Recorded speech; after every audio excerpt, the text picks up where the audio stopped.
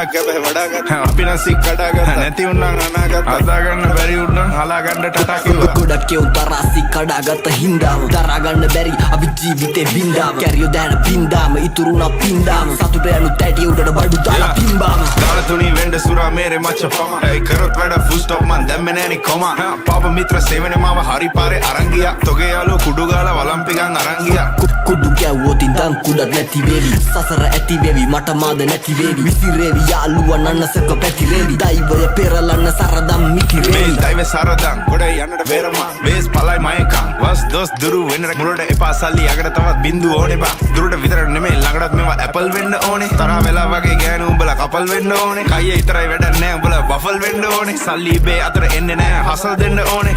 මුනුන්ට කියලා දීලා පුකක් දෙන්න ඕනේ දීනසි තරගේ පසුබසි මුලා මතක කරා මැද ඉඳන් බණි අගට මග දනි දැනගත් දිගති